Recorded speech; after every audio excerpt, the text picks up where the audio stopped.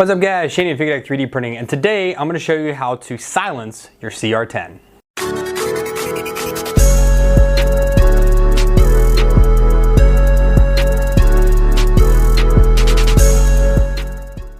So welcome back guys. As I said, today we're going to go ahead and try to silence the CR10. It's a great printer, a lot of people use it. It's become highly recommended by a lot of people. I've yet to do my final review on the unit because I would like to get at least 3,000 to 5,000 hours of printing on it.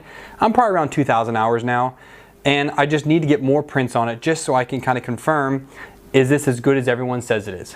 But in the meantime, I really need to make this thing more quiet because it is just crazy loud. As you can see, I have like 8 printers right here, right now around my area, and I have to have every single one of them off while I'm recording, and that really hurts my productivity time. The FT5, ever since I've made its changes, it is much more quieter, and I made those changes using stepper dampers. These are designed for a NEMA 17 stepper motor, and these are just meant to add a rubber, basically grommet, between the actual motor and the actual case, because when the motor vibrates, it vibrates whatever it's mounted to, which vibrates the entire extrusion or case, whatever happens your printer is made of, which then goes into the table or the bench, whatever it is that you have it mounted onto, and the noise just goes more and more the further the reverberations go through. It's just even worse. So we're going to use some stepper dampers on the X and the Y. Z does not matter because it barely ever moves, and if it ever moves, it's one little tick at a time. But the X and Y are always moving. They're always moving fast, so we need to quiet those down. And another real big offender of sound in the CR10 is going to be this control box. There are 3 fans inside of here. There is one towards the back, which exhausts all of the air out. There is one in the middle about, which acts as a recirculation fan, and then there's one in the power supply, which is by far the worst, because when that thing kicks on, it is like a tornado went up. And kind of to show a before and after, let's go ahead and see what the printer sounds like when it's off, when it's just sitting there idly, when motors are moving, when the control box is on, and then when the control box kicks up into high gear. Okay, so it's kind of all over the place, but it goes all the way down to about 35 when I don't talk. So this is with the printer off. There's not much going on. All the way down to like 26. Let's turn the printer on and see how it sounds with it just on. So we're sitting about 53 to 60. It goes up and down. This is without the power supply fan actually kicking on and without any of the motors moving. So now let's move some motors and see how it goes from there.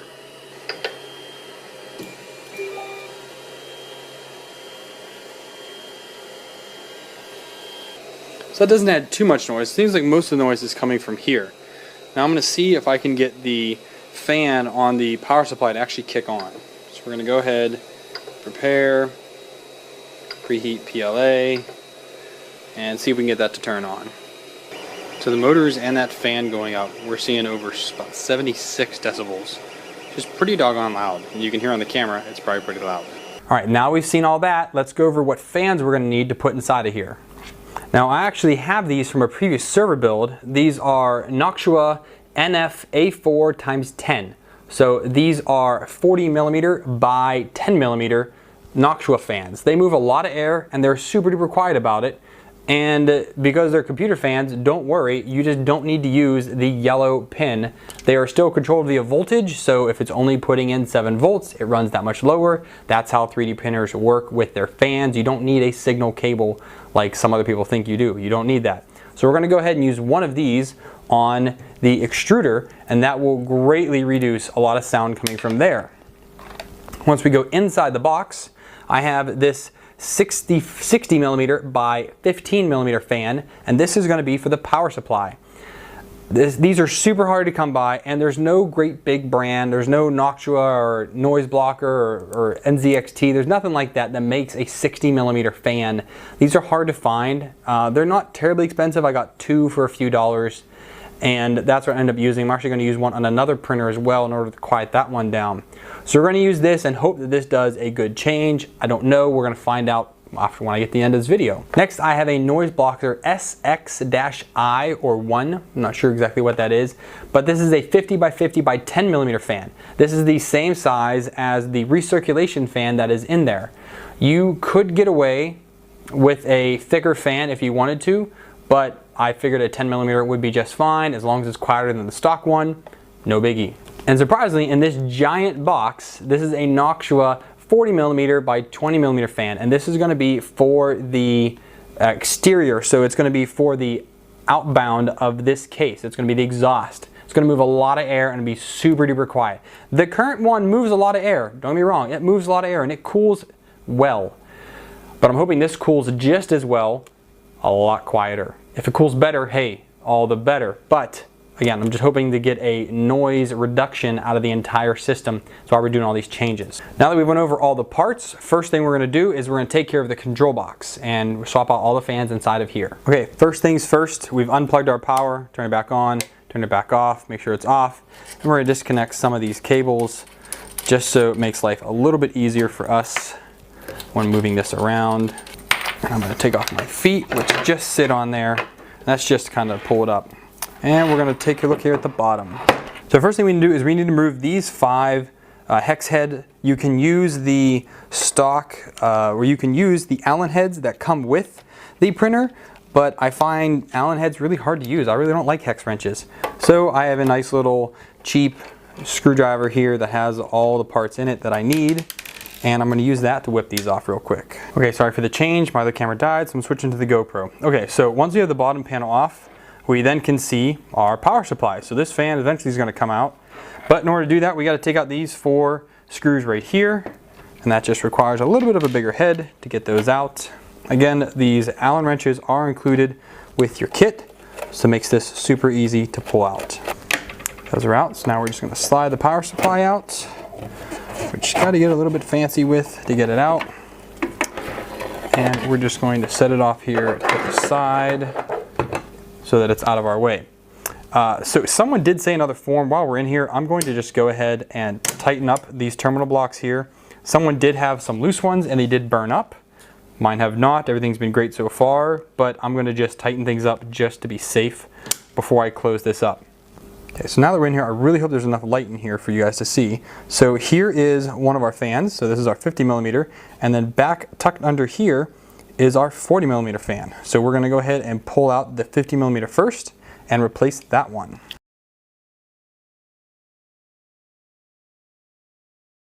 All right, so we need to snip this cable tie so that we can get a little bit more space with this, and we're eventually just going to strip these off, and we will just splice in our other fan to make life easy. Make sure power is off before you cut these.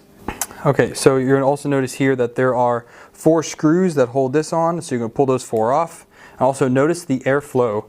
So wherever the back of the fan is, this is your airflow. Some fans, this one does not, will have little arrows on it, but wherever this back panel is facing and the arms are there where the power goes to, air is blowing this way. So that way. This is air is coming in into here. It's blowing it out. So keep note of that. Now let's swap it out. All right, so what I'm going to do is I'm going to go ahead and pull back my wire here a ways, the sleeving, and then we're just going to go ahead and cut this off. Okay, so we have red, black, and white. White is going to be our control wire, which we do not need. So that one you can just separate, whoops, and or you can pull it off just like that. I was not meaning to do it that hard, but you can do that and it'll come right off. Now we just need to strip the wires we have and do a little bit of soldering. But for future me, I would like to make life a little bit easier. So I went ahead and bought some of these pre-made DuPont connectors. I have a DuPont kit, but I kind of figured these leads would be a little bit easier to use, and I wanted to give them a try before I use them for other projects. And of course, this piece of tape won't come off. Okay, so it's like 10 male and 10 females, so we're gonna need one of each. And they're already pre-stripped, but we're actually gonna end up cutting these down quite a bit because I don't really need that much cable in here.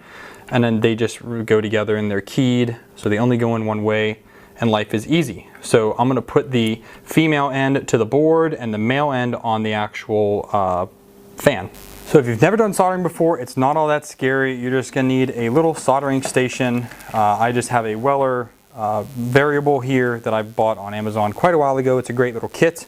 We're gonna need the DuPont connectors, and you're gonna need some shrink wrap. There's another little kit, bunch that I bought on Amazon a while ago, and it has served its purpose many times over because I've needed it so many times. And we're gonna need a couple out. I'm gonna stay with red and black for each of the colors, just because I'm a little OCD about that stuff, but it doesn't need to be if you don't want it to be. And we're gonna need a bunch of this for all of our different fans, so just set that to the side until you're ready for the rest of it. Now for soldering fans like this, we're gonna be soldering the leads overlapping like so. So they're just gonna overlap like this, and we'll solder them together like that. I don't like soldering like that. I think that's wrong. I'm not an electrician though, but that's how I was taught to do it. My dad is an electrician. So you can use several things, but you can't obviously hold that. So you're gonna need something like this, some helping hands. And these are, again, relatively cheap on Amazon or Banggood, wherever you shop from.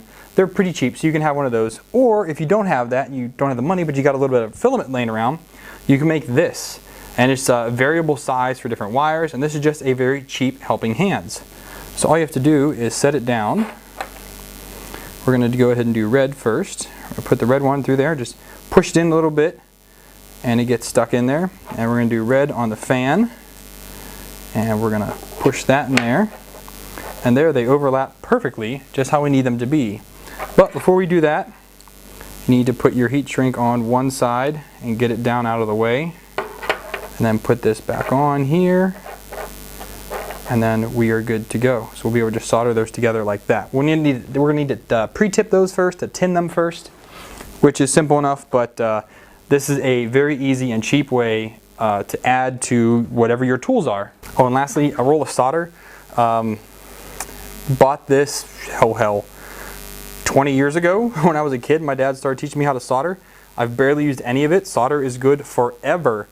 And so I would just say buy a roll, and you'll never need another roll, to be honest, unless like electronics is what you do for a living. But if you just need it in your little maker space, this is more than enough. There we go. Now it is nice and flat.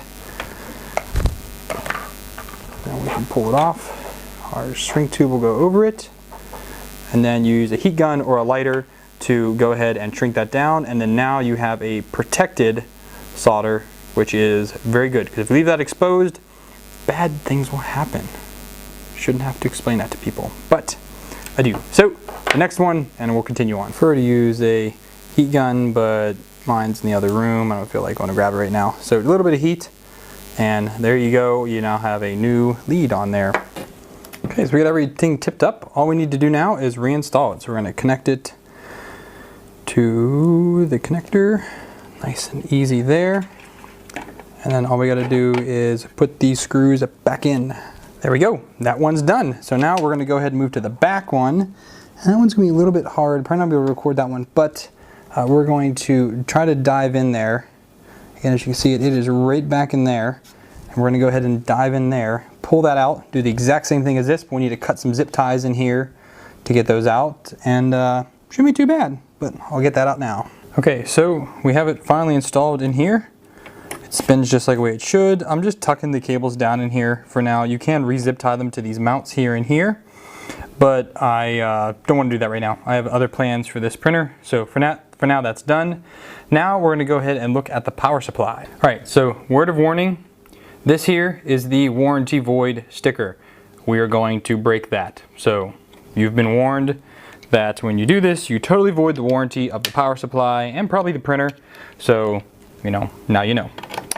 And we're going to go ahead and take this apart. All right. And there it is. That's now off. This is the fan we're going to be replacing right here. So we can easily just take this off here. These are just regular old fan screws that you'd use in like a PC case. Okay, and it's just in there with a 2-pin connector. Pop it off like that. So for our fans, they thankfully come with the exact same connector. So it is as simple as 1, 2, 3, chop, swap it out.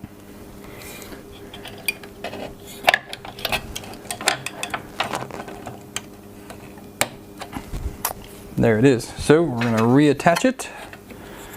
And again, we want this blowing out. And we're just going to put these screws right back in. Sometimes these are a little hard to get them back into a new fan because they actually bite into the plastic. So they are a little bit harder to put in. than regular like M3s. Bam, there you go. So there's our new fan, all done. I should put the wire in there out of the way and close it all back up. All right, so the last thing to do is reattach the power supply. Just put it in frame here. Reattach the power supply with these 4 screws, and then we're gonna put the cover back on, and then this part is done. All right, now for the stepper dampers, I have to look at them first. As you can see, 2 of them, 2 holes are larger, so they're pass-through, and 2 of these are actually threaded. So that tells you which way you're actually gonna put this on. Okay, so the pass-through ones are actually going to go right onto your extruder side, and your threaded ones are what these bars here are going to thread into. Now see how it's 4 parts, first 4 bolts holding it down right now. We're going to go down to 2 and 2. It'll still be okay. It adds a little bit of extra force here to the shaft, but it shouldn't matter all that much. Now in order to get this off, first thing first, obviously power off the printer. We're actually going to take an M3 and we're going to unscrew these 4 bolts right here, and just be careful not to lose anything because we do need all of these, well, most of them I guess. So we're just going to pull that out of the way. There's those.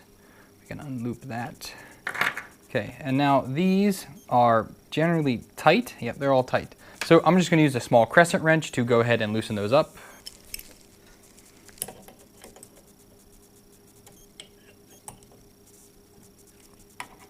Once they get a little twist, then they easily come off.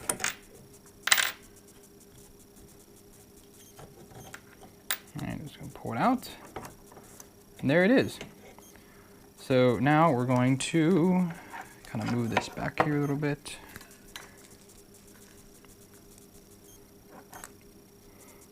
Okay, so our motor is going in like this. And here we have our stepper damper, which fits just perfectly onto there.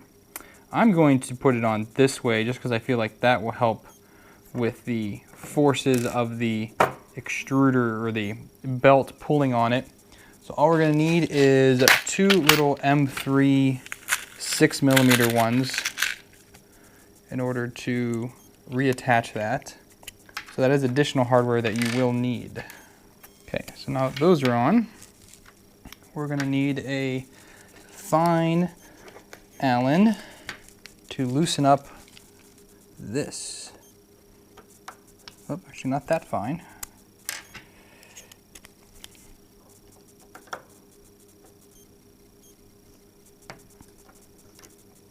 Probably should have did this before I put the collar on, but I can get it. We just need to make this a little bit loose here. Okay, now that that's loose, we can go ahead and reinstall it back onto here. And all we're going to do is push this through like so, and then like so there. And we're going to use 2 of these extensions to reattach it.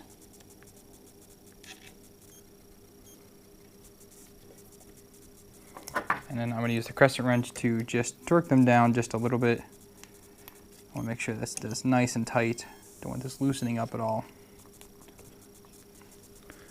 And now we're going to line up our motor here, our pulley. And you want to line it up so that this is straight as possible, which you should be able to do with too much issue. So right about there is straight for me. And then now all I got to do is tighten down these 2 grub screws, and we're back in business. And the absolute final step on this is to reattach the acrylic piece, which has our end stop. So I'm going to loop that back on there. And then we only need 2 of these stock screws that we were using to tighten this back on.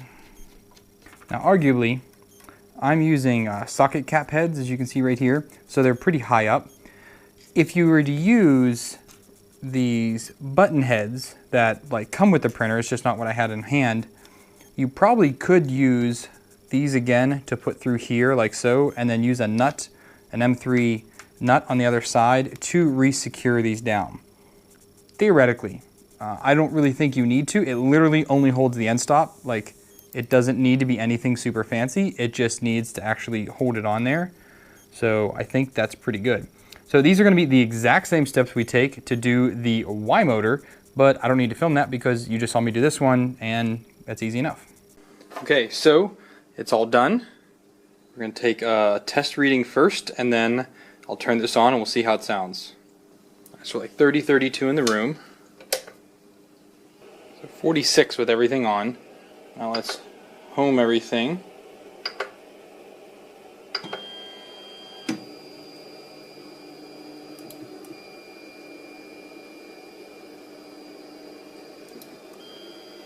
So 51 with the X or the Y moving, which is not too bad at all. And then now we're going to go ahead and heat this sucker up. See if we can't get that big fan to kick in.